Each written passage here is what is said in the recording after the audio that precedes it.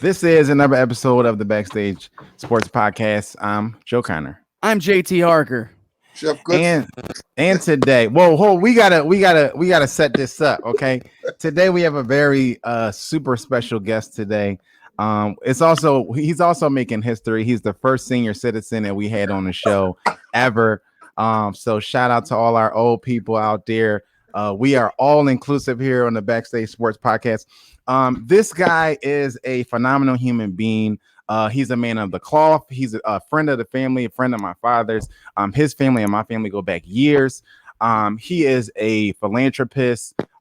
He is a minister. He's so many things. He's a mentor. He has done so many things in the community in Philadelphia for young kids and the community there. He has always been an inspiration as far as actually giving back to the community, and he's one of those people always, I talk to people a lot about people who work in the ministry, working in religious spaces, and they take issue with the churches isn't giving back and pastors don't do this. He is literally the epitome of that, of giving back to his community, giving back to the city, giving back to the members that follow him, and pour into him. He also is somebody who can get schooled by me on the basketball court. So that's another reason why I appreciate him. But if you're from Philly, if you're from the city, if you're in the Church of God in Christ, you know who this guy is, you know who his family is. He's Jeff Goodson. Welcome to the show, bro. Hey man, this is awesome. Thank you, Joe. Thank you. Appreciate you. Thank you. And my man, Mr. JT. You can call me JT. JT, it's a pleasure, man. It's a pleasure, man. Thank you. Yeah, thank you, man. Thanks for coming on and kicking it with us today. Okay, so we'll get right into it because we got a lot to get into and not a lot of time. First and foremost, the Warriors missed the playoffs. They got bounced out by the Grizzlies. Barely. It was close. They got bounced out by the Grizzlies in that playing game. It was a phenomenal game if you guys got a chance to check it out. Awesome. Yeah, super proud of my guy John Morant for showing up, and I mean that was pretty much, it was a playoff game. You know what I mean? It was pretty much a playoff game. It doesn't officially count as a playoff game, but to see John Morant step up like he did and really make big shots, take the team on the shoulders in his first, unofficial playoff game was amazing. What was your takeaway from that game? If you guys got to check it out. Well, I'll say I love this playing thing. This playing thing is phenomenal. I mean, it's a little more exciting because the Lakers were in it, which was unexpected. And I don't know, being that we're coming out of the COVID thing, we have crowds now. I expect things to start getting back to normal with teams finishing where they're supposed to. It's been a really weird time, but this play-on thing is the best idea the NBA's had in a very, very, very long time. So it's exciting. And, congrats to John Morant. He's fantastic. And my Dubs got to bounce back with Clay next year and see what moves they're going to make and hopefully make a run at it next year. I agree. It's awesome. It's an awesome setup, even though some guys don't think it's a great setup. But we'll hit that a little later. Yeah. But I thought it was good. John Morant, this guy, man, incredible. They giving Zion all the hype last year, but I'm a John man. The young boy is incredible, man. Incredible. It might have been a different story if Clay was there. I don't know. I think that Memphis is on the up and up. They got some young boys. Might be between Memphis and Atlanta, might have the best young boys in the league. Yeah, I think that's I would agree with that take. And so it's funny. The thing is about the Warriors, both of you guys brought up Clay in kind of summing up what happened with the playing game. So I agree with you, Jeff. I think if Clay was there for the playing game, this is a game that they lose by 4 points or something like that. If Clay was in the playing game, I'd say okay, they win the playing game. After watching this team all year, I don't think, and I think me and JT are on opposite sides of it. I don't think if Clay is there, that they really have that much different of a season because of the supporting cast, right? Like, so do they make the playoffs if Clay is there? I think so. Yeah. Are they a legitimate contender with Clay as currently constructed? I said in the beginning of the year I didn't think so, and I stand by that now. That after looking at this roster and seeing the supporting cast, I still don't think if they had Klay, they would really be a contender. So to me, to answer the question, are they just a Klay away from being a contender, Klay away from a championship? Not now. I just can't see it. And I think that's complete, utter disrespect to my Golden State Warriors. I think, like, look, Klay doesn't get – he's an interesting player if you think about it, because he's one of those guys that was always the second or even the third guy, and he's okay with that. But because he's been okay with it and he's been out of the game now, if you think about it, this is 2 seasons, right? Yeah. 2 seasons. So he's been gone. When the last glimpse we saw of Klay in a season, it was in the championship, he took over a game in the championship series and was going to win it by himself. It was one of the best performances I've ever seen, on any of us have ever seen. He is an all-world defender, and he is arguably the second greatest shooter of all time, playing with the greatest shooter of all time. Second shoot. Hold it. Second. You said second. I'm saying he's arguably his second greatest. Do you know Damian? Do you know about him? What's that? Damian, do you know about Lillard from Damian? Oh, I love Damian Lillard. I love Dame. I love Dame. From the hash mark last night. He's crazy. He's crazy. Yeah. Yeah, Dame had like 40 last night. Even though they lost, he still balled out. But I mean, Klay Thompson is a great shooter. By the numbers, arguably the second greatest shooter who's ever lived. I disagree with that. I don't think he's the second greatest shooter. I think Lillard and Larry Bird are the greatest shooters besides Steph. I love Bird. I love Larry Bird too, and I love Reggie Miller and I love Ray Allen. But Klay is, he's pretty unbelievable. And then especially, it's like having a 6'9" Ray Allen playing right next to Steph Curry. But anyway, my point being, he's an All NBA player. Definitely. He's an All World defender, and we talk about him like he's just kind of like a guy that may have made an all-star team because he was on a good team and just is kind of just a good guy. Like he's Joe Harris. Klay Thompson is a phenomenal two-way player. He plays both ends. Yeah, I don't. And those types of guys make a huge difference. On the basketball court. He's been overshadowed. I think he's been. Yeah, I don't. So me not thinking that they are a contender with Klay is not a diss to Klay. Let's be clear. It's a diss to Kent Bazemore, Andrew Wiggins, Kevon Looney, Jordan Poole, Juan Toscano, Alex. That's what it's a diss to. It's not a diss to Klay Thompson. I think Klay Thompson is amazing, but I look at these other guys and I don't think Klay Thompson is great, but he's not Michael Jordan walking through those doors. He's not LeBron James walking through those doors. So they need a lot more than Klay Thompson to be a contender. That's all I'm saying. They do. They need, especially up front. They're weak up front.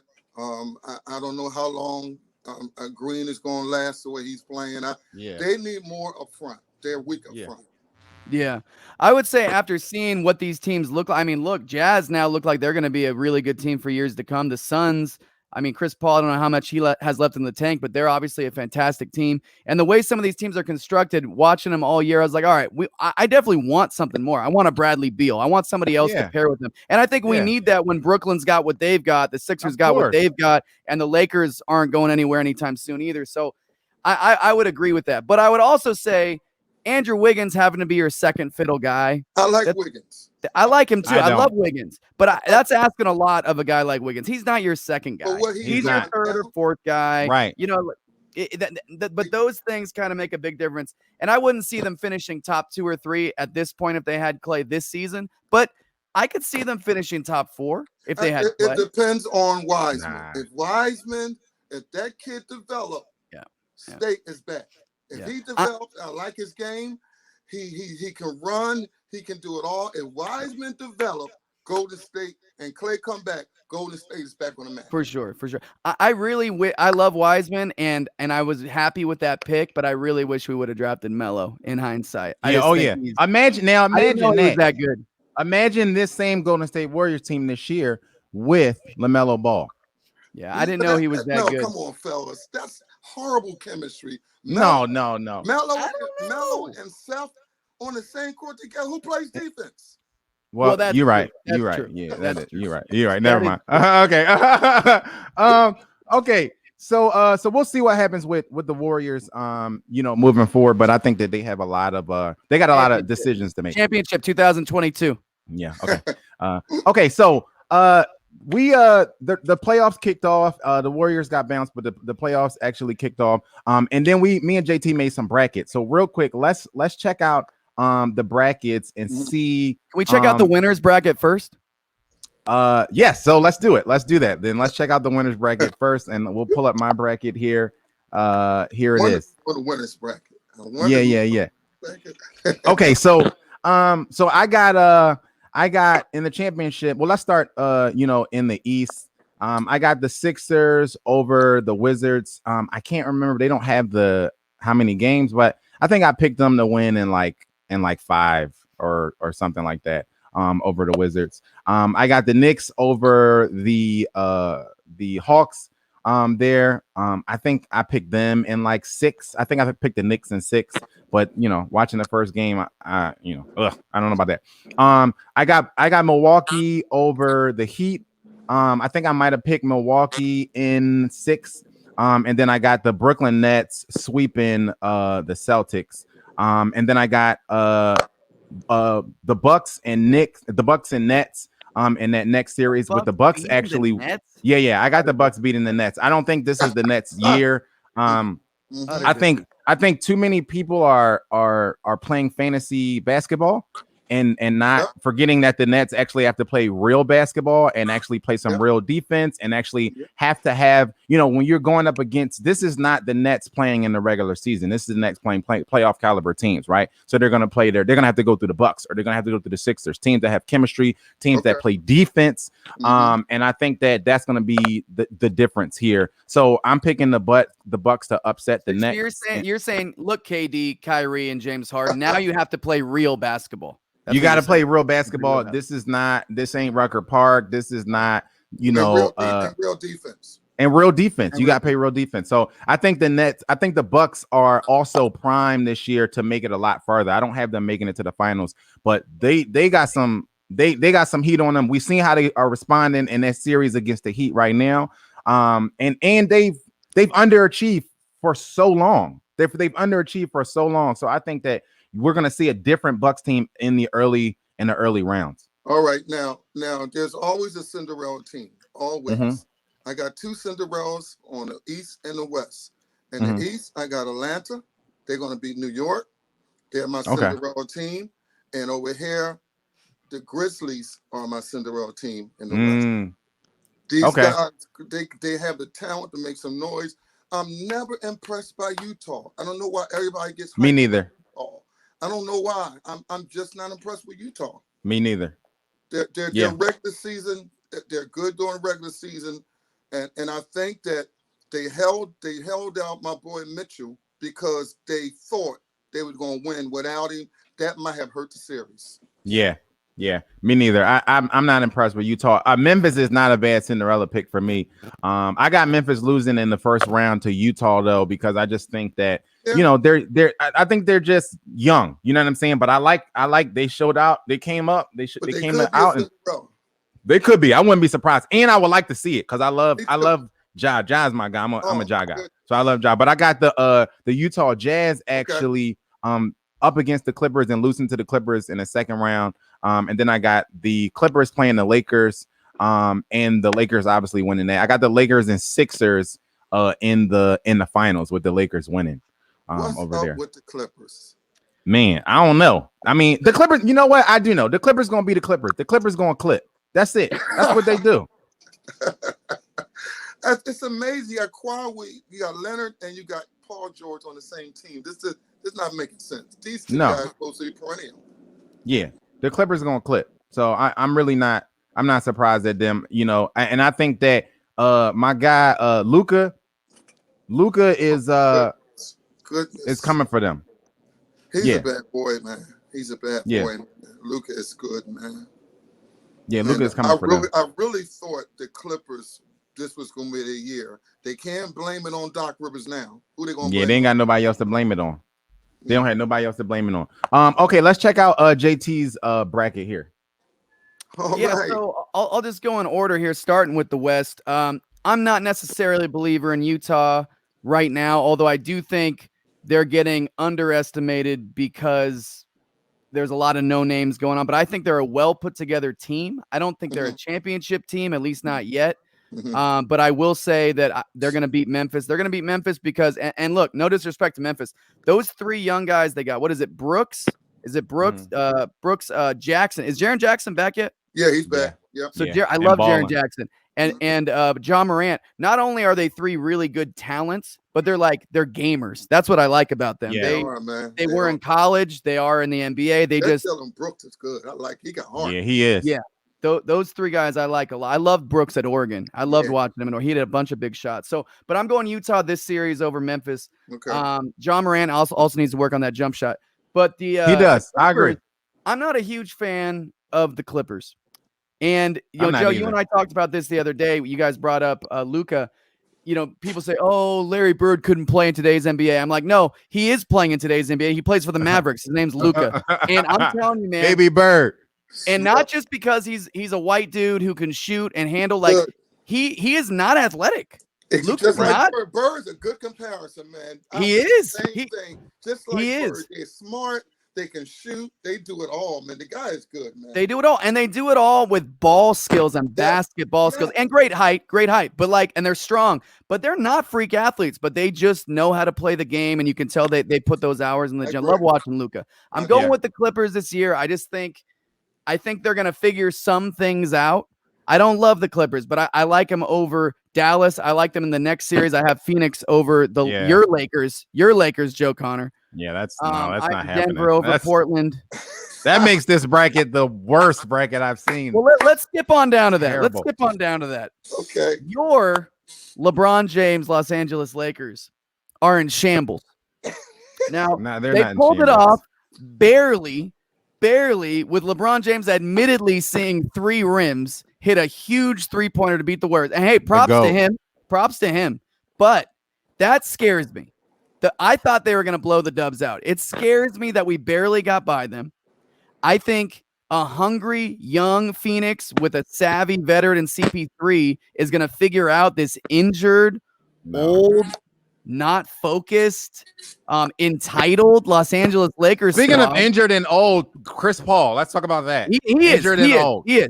But I think they get it together. I think they figure it out. We've seen this happen year and year again with Chris Paul. He comes into a series, he plays really well, he gets injured, his team loses. Number one, we've also seen LeBron James come in and lose the first game of every series ever and then wipe the team off the floor. It happened last year. Portland came in. Portland won. Oh, it's Dame. Everybody, it's Dame time. It's Dame time. Portland lost every game after that. The same thing happened with we do this every year. Everybody gets so overhyped and so excited to see LeBron James lose game 1 of a 7-game series, and then he wipes the team off the floor after that. I wasn't even going based on the one game. I'm just going based on what I'm seeing. And there's a fact. This is scientifically proven.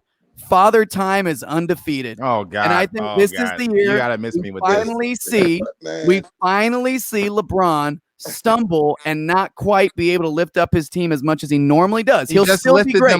He will still be great. He will still be great, and I will absolutely continue to call him the second greatest basketball of all time, hands down. Down. I think Phoenix might really upset them this year. I do. Nah. And it's amazing.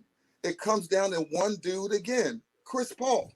If Chris Paul is healthy, Phoenix will win. That's a big if. That's like saying if I pick the right numbers, I'm definitely gonna win the lottery. You're saying the same thing. If Chris Paul is healthy, when has Chris Paul ever been healthy in the playoffs? We got to go back to his days in Charlotte.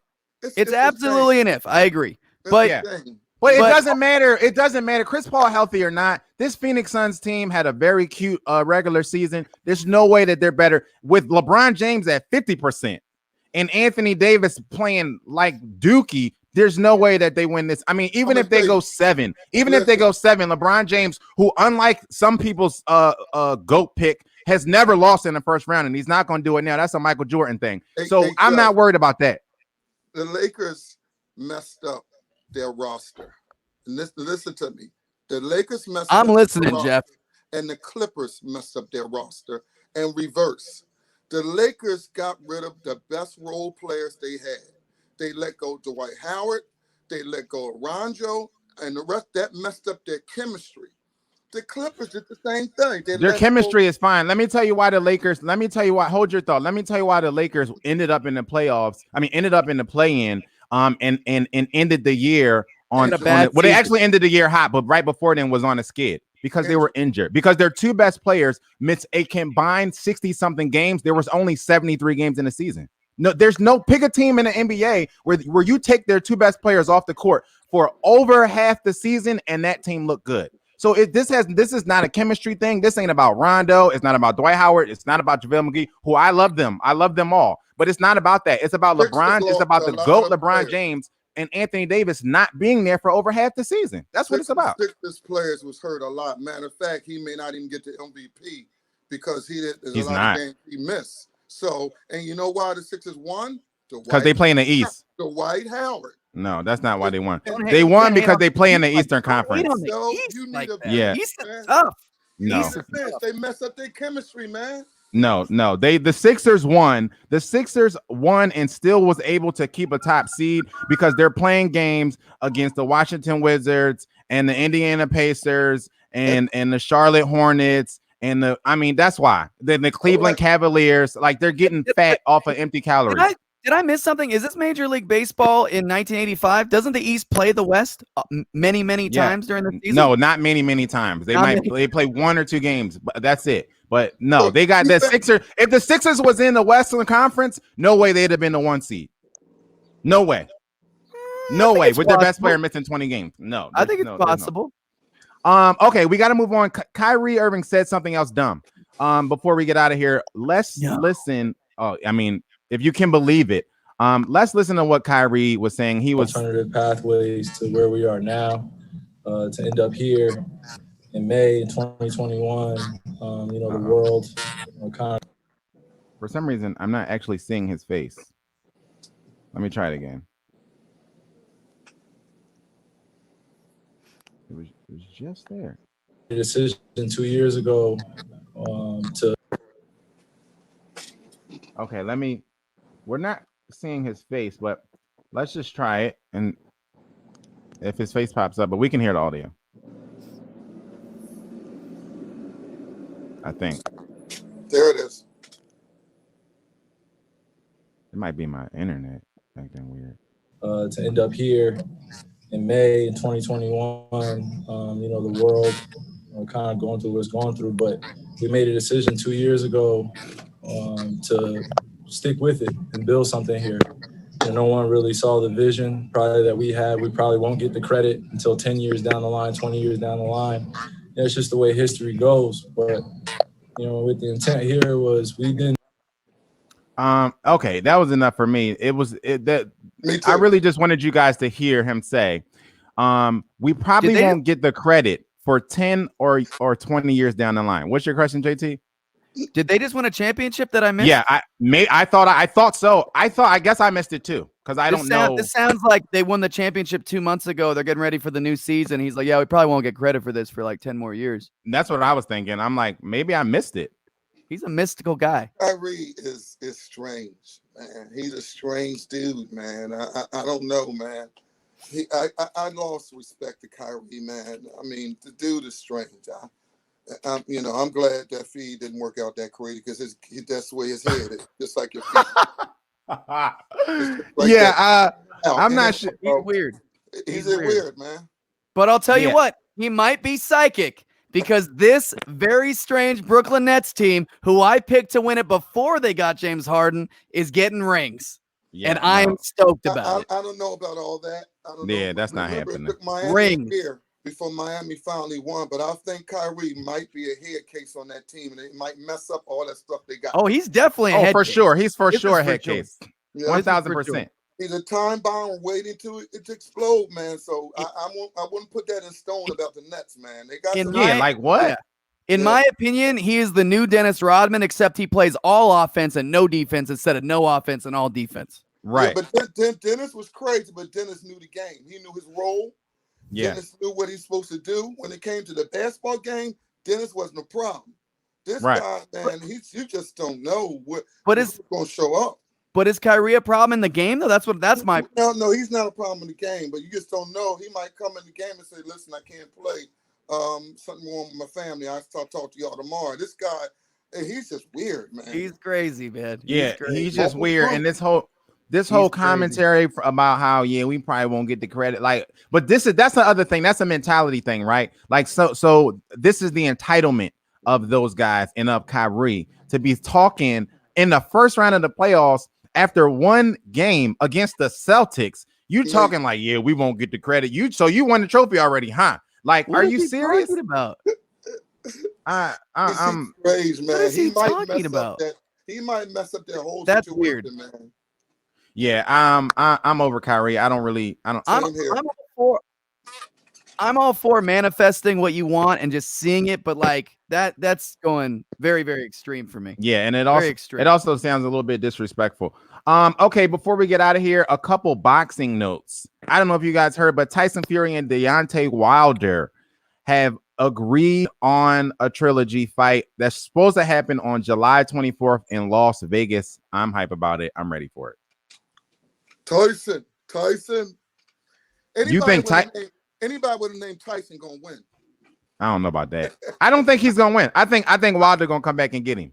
I'm very high. Let me tell you what I'm hyped about.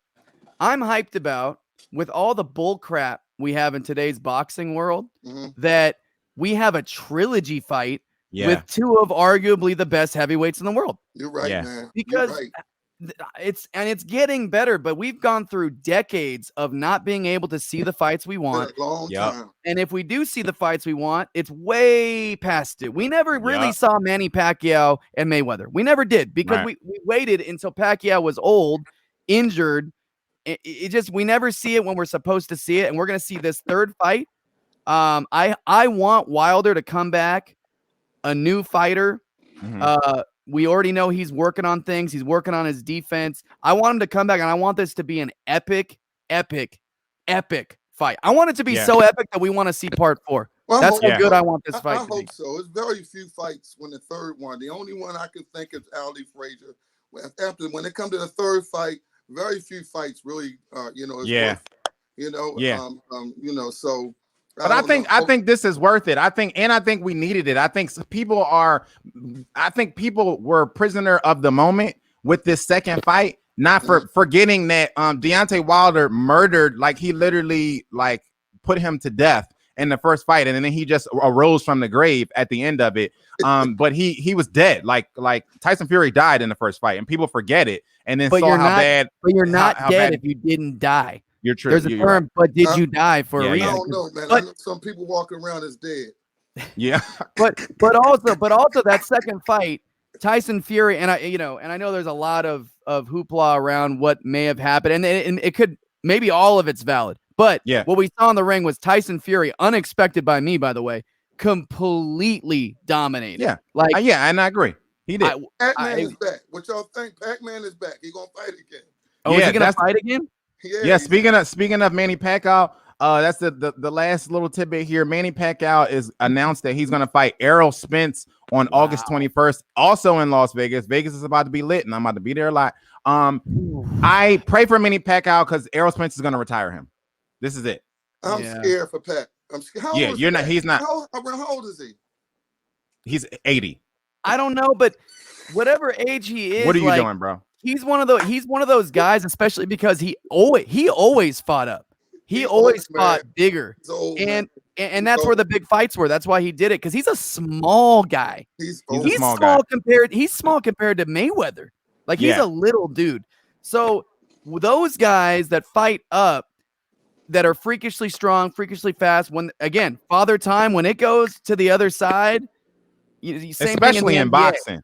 Especially in boxing. Absolutely. You can't when your zip is gone a little bit and that quickness is just a little faster, and the reasons you were able to beat guys and your chin's already been exposed. Yeah. That's tough. I love Pacquiao, but Errol Spence is at the top of his game. Errol Spence is not he's not in on the sunset years of boxing. Okay. No. Errol Spence is at the top of his game, and this is a very bad decision. This two things that I learned in a pandemic. The pandemic taught me make sure that you take care of your finances. And so did Manny Pacquiao, because he's doing this because he's broke and he spent all that money in the Philippines and all of this. And he's gonna die in the ring because he needs a check. And let this be a lesson for you to take care of your finances. Make sure that you can do what you want to do in the latter years of your life, so you don't got to go get punched in the face for a check. See, I don't know if you guys remember Ali's last fight. It was against the Eastern Assassin, Larry Holmes. And he was beating him so bad, he was telling the referees, please, come stop this. Please, come get this guy. Because I don't want to, that's what it's going to be. You don't want Pac to go out like that. I'm sorry. That's what it's going to be. I'll be honest, I would pick Mayweather over Pacquiao now. Fighting Spence is like, that's insane to me. Yeah, he might hurt. Yeah. Jeffrey Goodson, thank you so much for joining the show today. Definitely got to get you back again sometime soon. Can you please tell the people where they can follow you and support anything that you got coming up? Oh man, listen, man. My book is out, man. It's called Wind and Men, and it's a 30-day devotional for brothers, men, just to encourage men. I wrote specifically for men, so you can get it on Barnes and Noble. It's called Wind and Men 30-Day Devotional under J.K. Goodson. And I want to give a shout out to my young boy, played for the Cleveland Cavaliers. He was drafted, named Lamar Stevens. From Penn State. A close friend, a young fella. He's up. They re-signed him to a contract. They like his game. And shout out to Children Generation Church, our pastor. I love you guys. Joe, you my man. I love you, man. I'm proud of what you're doing, man. Keep it up, man. You guys have a great show. JT, you the man. Thank you. Thank you, man. Thanks for joining us, man. I'm at Joe Connor 33 everywhere. Make sure that you go to the YouTube, you like and subscribe, and you hit our social media pages. You give us a follow. Let us know you're there. Follow us on whatever platform that you stream your podcasts on. We on iHeart, Spotify, Apple Music, Google Podcasts, all of that, Amazon Podcasts. Go there. Matter of fact, go to all those platforms and follow us on all of them. Show love. JT. At JT Harker for everything. Shows are coming back. We just found out we're going to be doing a Vegas run, not this coming weekend, but the following weekend, opening for Hardy on June 5th at Dustin Lynch's Pool Situation, which is a great name.